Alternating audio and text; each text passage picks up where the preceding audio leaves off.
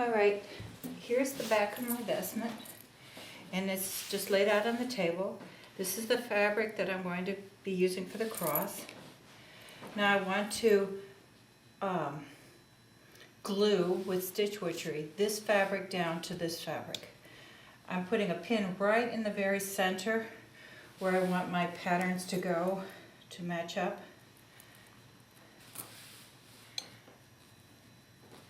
Actually, I think this can go down a little bit more.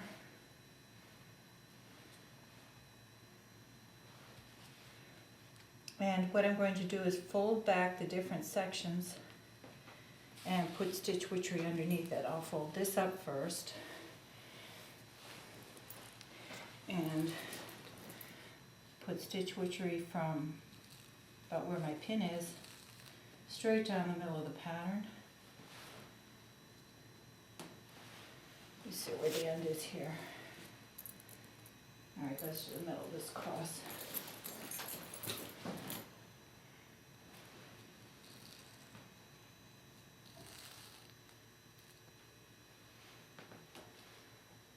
I put usually about five strips of it. There is a stitch witchery, fusible web, heat and bond, that comes in sheets. Some people like to use that.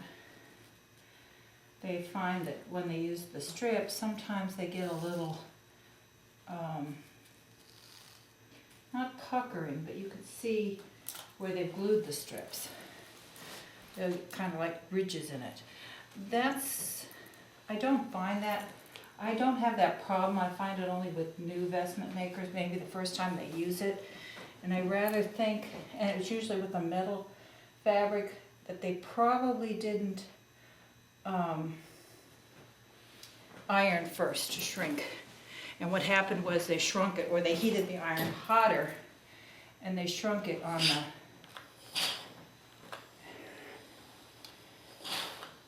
Now as I put it down, I press the steam button to get steam running through the fabrics. And that should be glued.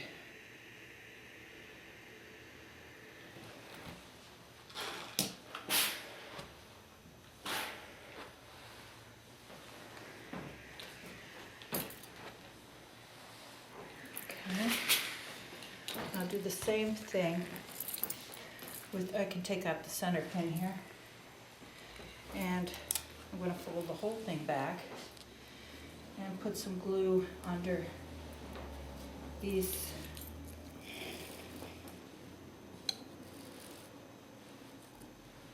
Well, you could do one half at a time.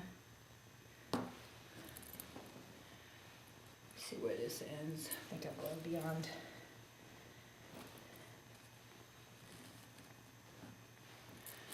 Yeah, okay.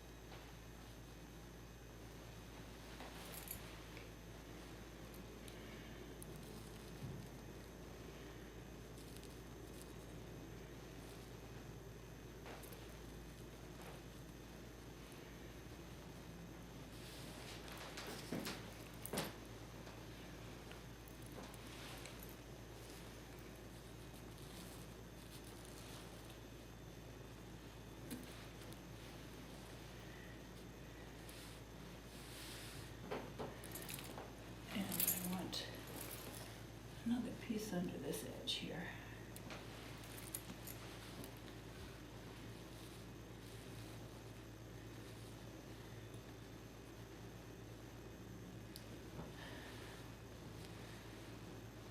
I should strips here.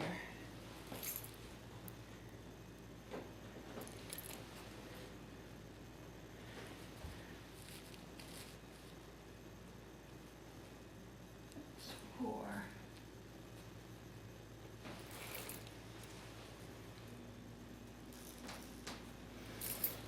And this will be 5.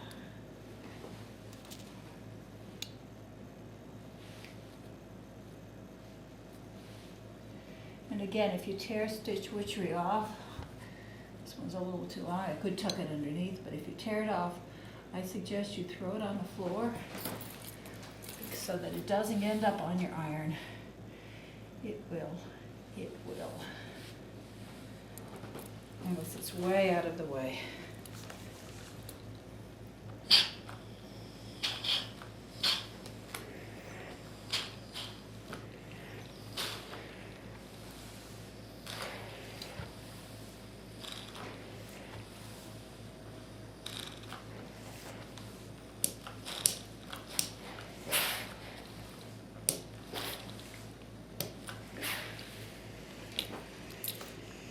A little under here.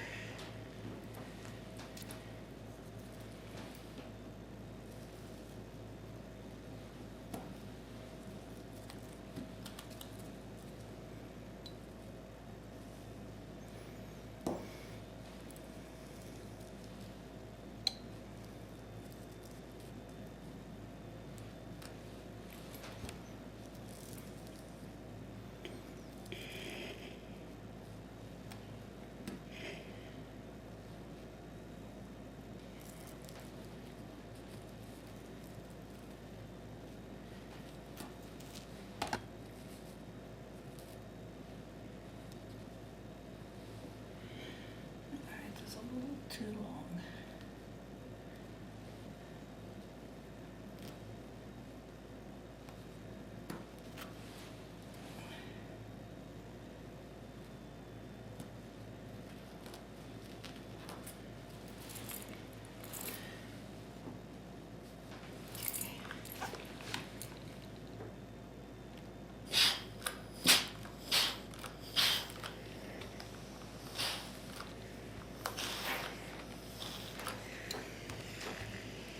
Now, you could put this aside and put the fabric on the other half, but I don't do it that way. I start with the trim because I don't like to move the fabrics around too much. As long as this is on the table, I'm just going to start and put the trim. The trim I'm using, again, is this one. And I have this wide space here. But I do have a trim to go at the edge, and this is going to overlap here at the top. So I'm not concerned that there is such a wide space. What I'm going to start now, though, is to coming down this side. I'm going to start.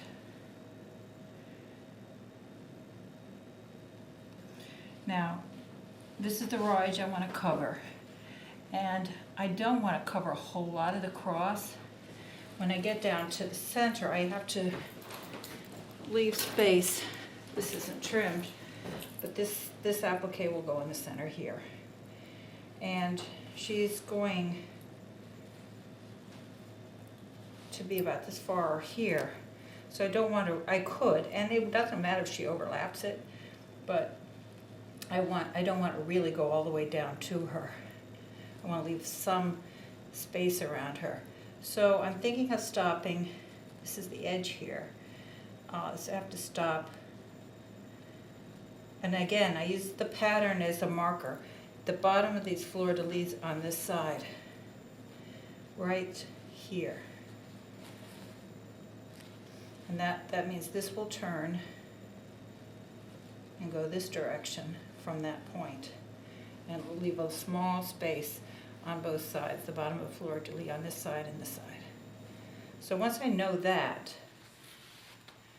that's where, if I'm going to stop make my turn right here, that's where my stitch witchery has to end, the bottom of those fleur-de-lis. So, and how far in is this going to go? because I want space, I'm just going to cover these fleur-de-lis. So I'm just going to go about the edge of these coming down and turn here. I mean, again, using the pattern as my marker. I could chalk a mark, but the pattern's much easier. So I'm going to start here and go down. So I'm going to put stitch witchery from that edge down to the bottom of this fleur-de-lis where I'm going to turn. It will only glue where the stitch witchery is. So, let's see, I'm going to put it the edge of these all the way down there. I'm going to start with the top of this pattern here.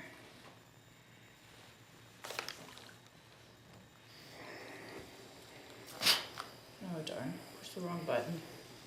Gotta watch out for that because you might get water stains with some fabrics.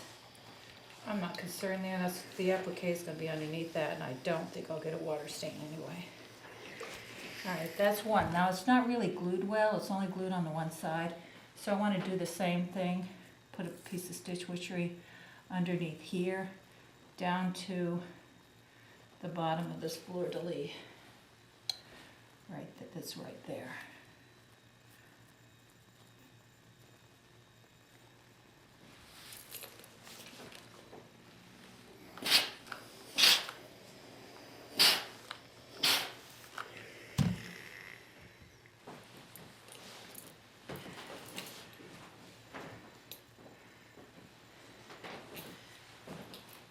Now, to make a corner, as I said, it stopped right, because that's where the stitch witchery was, that's where it stopped, right there. So I'm going to fold it right back on itself and press that edge. So it's a hard edge. And then I'm going to fold this down with this edge meeting the spot that that's folded. Now this should run right across, because those are at the bottom of the fleur-de-lis, this should run right across the bottom of the other fleur-de-lis.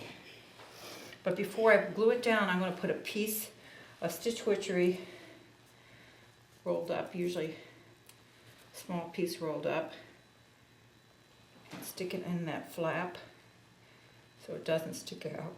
Now you have a nice mitered corner here.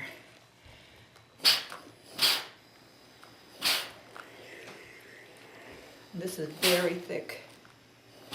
You have 2 layers here. So this should be glued, and it is. It's not glued exactly where I want it, but it's glued there. It's not going to go anywhere. Now when I come to this end, put it down here. When I come to this end, I want to turn the corner. And again, I want to leave space here for the other trim that'll be coming across. So you could run it all the way out and put the other trim over it, but with this one I want the trim to go all the way around. I don't want to see too much of the fleur-de-lis here. I just want to know that it's there. So again, I'm going to be turning. I have to see where I want to make this turn. Where do I want this mitered edge to come? And I think almost right at the bottom of this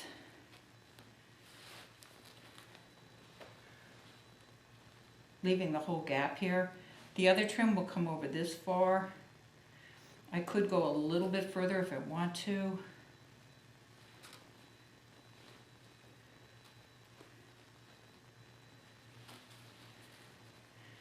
If I do that, I'm following the inside edge of these fleur-de-lis here.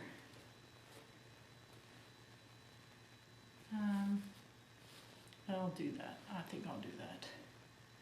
So the point where it ends is just about a ½ an inch beyond the edge of the cross here.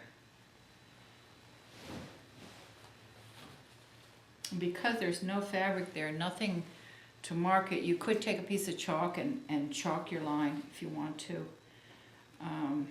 That reason I might just use the edge of the fabric.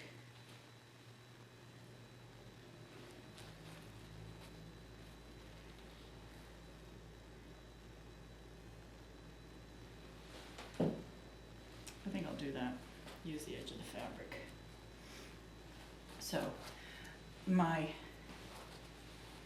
pull this out of the way, and I'm going to run the stitch witchery up in here, up underneath the fold. It's glued on that side, not glued on this side. Up under here, straight down to the edge of this fabric. And I'm going to do the same thing on this side here.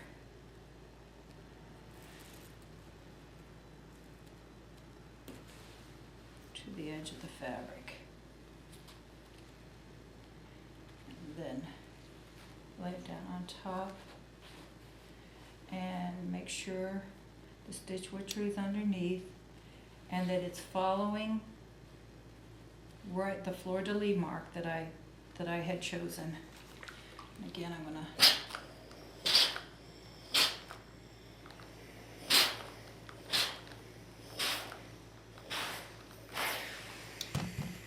and it's stuck to there. Again, I'm going to come straight back. Now sometimes, and I will have to do it up here on the top, and I probably have to do it there at the bottom. The question is, will I have to do it on the side? What am I talking about? Make a false end, because the problem here is that you don't have a problem with this part, but the pattern, you want the pattern to, if the pattern ran off the edge, it wouldn't have made any difference at all, because then you would just start here and come this way. But the pattern here is ending in this, at this gold, and start half of this burgundy one. Now I'm coming here to half of a burgundy one. The question is, what, and I'm going to put a pin in this to hold this, what will, pin into the table. You want the same pattern, you want the pattern to match going back. So I want a burgundy one up opposite this one. And I want a white one opposite this white one, if I can get it, and a gold one opposite this gold one. Well, I probably won't get a gold one. We'll have to see. And if I can't, I might be able to. What you have, if you can't, what you do is you end it here. And you start here. And then you come back afterwards and you make a fake piece to put on the end. You just take a long one and turn the edges under, stitch witch them down, and put them down on top as if you had made the turn. I'm going to try and see if this works. If it doesn't, then I'll have to go back. Right now I want to go up. This is the center.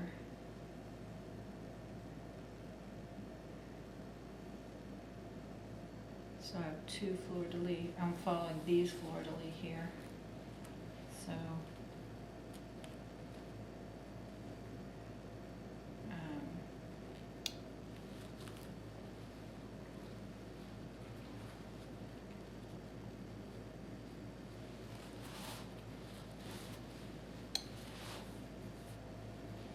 it looks like it might work. Okay, let's try this here. I want to go a little bit further.